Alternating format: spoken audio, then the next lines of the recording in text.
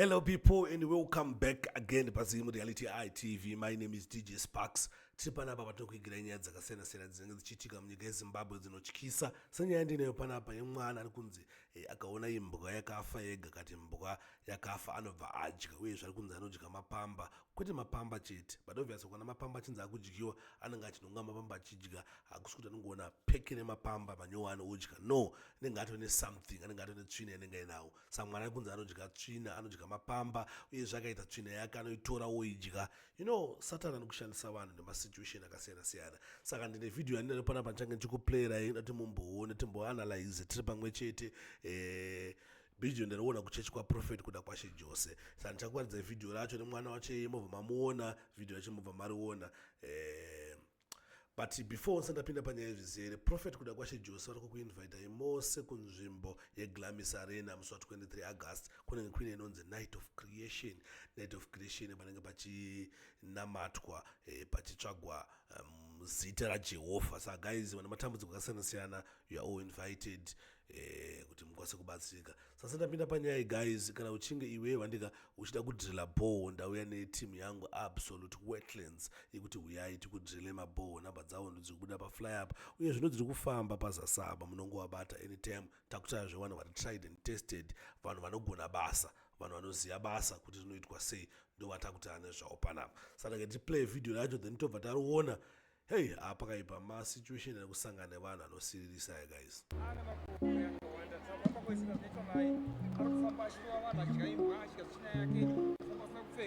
Bachiba, famba achidya ichina yake, famba asina kupfeka.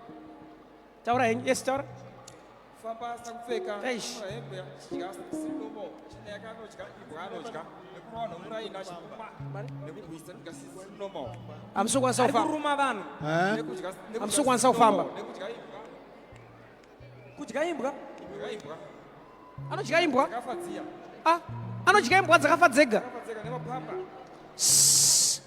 Hanzi mwana ari pano anodya imbwa dzakafa dzega. Mirai close, mirai. Takutenda kumba mirai.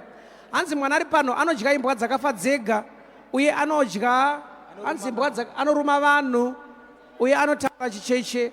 Aish, anodya mapamba. Vakomana. Sekuru, God has healed you right now.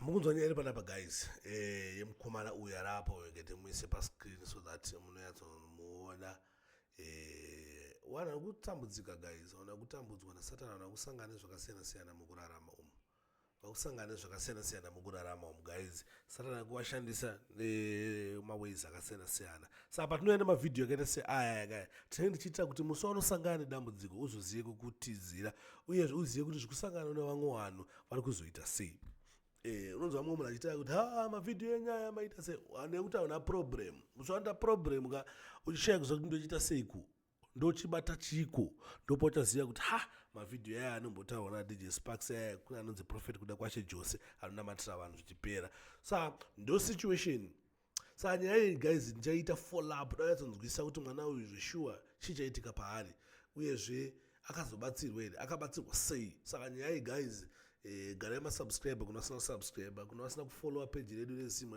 ITV garai mafollowa bosi nyaya iyi ndichange ndichiita follow up ndichange ndichida kuona kuti chii chaizvo chakanyatsoitika uye zvakazobatsirwa sei chii chaizvo chikunyatsoitika saka mahwana aya guys hanzi mwana anodya mapamba anodya tsvina yake havisi easy guys kuti munhu anotora tsvina yake obva aidya futi panenge paine kushanda kwaSatani kwakaipa panenge paine something chisiri normal situation inenge isiri normal zvekutodaro ukaona pakadaro saka alright ndikati ndinoona kutangidza this video kuitira for the sake of my weaker brethren anonoka kubata nyaya anonoka kunzwisisa anonoka kubelieva achiri akashokeka izvizvizvi saka ati munyatsoona this video mobva maiona izvi kuitika kupi zviri kuitika kuchechi kwaProfeti kuda kwashe Jose kunzvimbo yeCity Sports Center kuona munhu waMwari it's free munombouyawo momboonawo kana uchinge nedambudziko kunombouyawo mombonamatirwawo you got nothing to lose because akubhadhariswa it's free.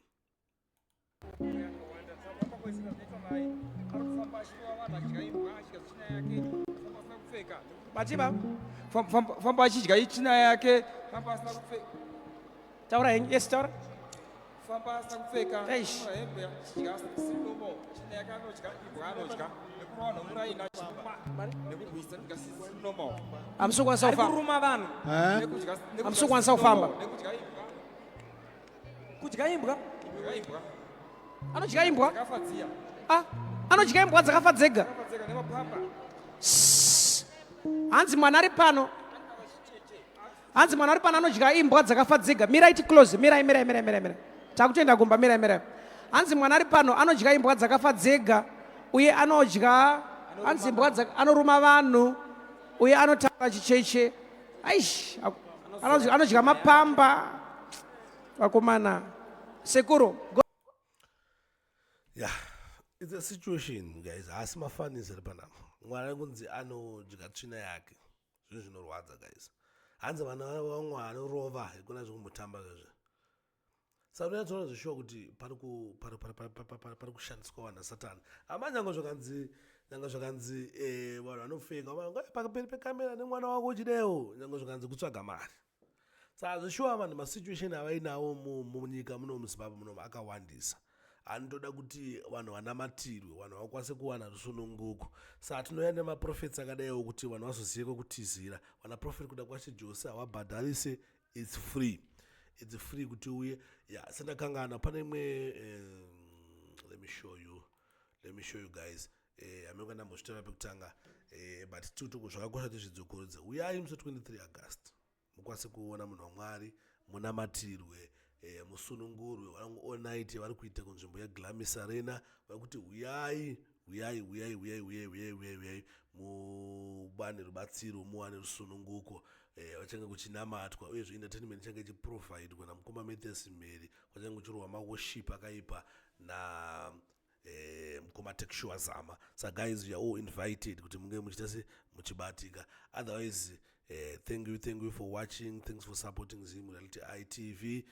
Sandaenda imwe nyaya iri important ndeiyi rapa inova iyo yeAbsolute Wetlands. Kana muchinge muine mabhowa ino kune timu yangu kuna UK, kuna Canada, kuna chiva vafana vari kuwaka kuno kuZimbabwe. Guys, uyai mubate Absolute Wetlands, ikambani inokwanisa kukudhirila mabhowa yenyu zviro kwazvo zvina mazvo chaizvo tried and tested watakashanda nawo takaona vachiita sei vachiita basa chaizvo. So guys, uyai.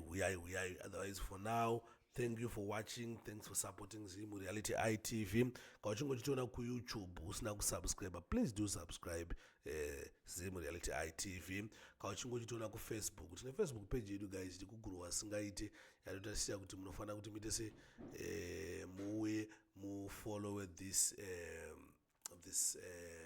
Facebook page. Now tane 100,000 maybe more than 100,000 but ukaona 109 it means 9,000 asimafani zikawo. Saka tokutendeni kuna mamchingosupport kuna mamchingoona mavideos edu. May God bless you. Mwana ngawasimudzire nekuropafadza maworks enyu amunoita ngaaonekwe. Even kana muchinge muchitengesa zvamutengesa ngazviwanewo maclients ngazviwane macustomer.